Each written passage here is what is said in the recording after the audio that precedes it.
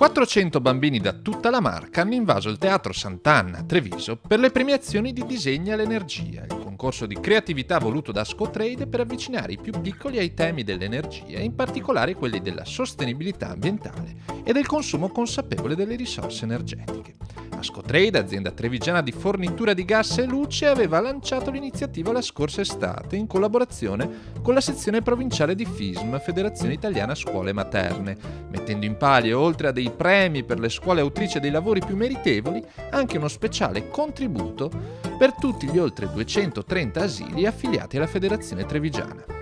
Sì, direi innanzitutto la soddisfazione di vedere tanti bambini che sono venuti qua con le loro maestre e con le loro scuole. La soddisfazione di aver visto tante scuole che hanno partecipato, 40 scuole che hanno partecipato anche al concorso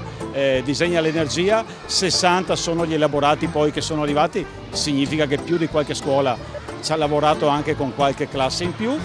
E poi il grande accordo che avevamo fatto a settembre, e quindi oggi consegneremo anche 10.000 euro in materiale didattico alle 238 scuole affiliate alla FISM. Un segnale che Ascotrade vuole ancora una volta sottolineare come azienda del territorio che si impegna per il territorio.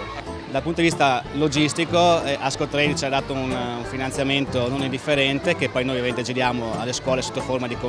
kit utili per l'educazione, per cui ridurre le spese per delle cose che ci vengono regalate da realtà meritevoli come Ascotrade è un aiuto non indifferente che aiuta molto. Ogni piccola goccia, per quanto possa essere piccola o grande, è un aiuto importante per noi. Ad aggiudicarsi il podio del concorso Ascotrade la scuola d'infanzia Umberto I di Crespano del Grappa, la San Pio X di Iese Pio X e infine la Cristo Re di Paderno del Grappa, medaglia d'oro con la sua opera tridimensionale che ricostruisce la casa modello del consumo energetico. Ma al termine della premiazione tutti i bambini presenti hanno potuto festeggiare con uno spettacolo messo in scena dal gruppo Alcuni per la soddisfazione di Ascotrade, che vede così ricompensato l'impegno profuso in questi anni nell'attività sociale. Questa è la differenza che noi possiamo e dobbiamo fare rispetto ai competitor nazionali. Facciamo lo stesso mestiere, tutti vendiamo energia, vendiamo gas, ma la differenza è che le risorse, chi viene con noi ha la garanzia che le risorse rimangono sul territorio, vengono riversate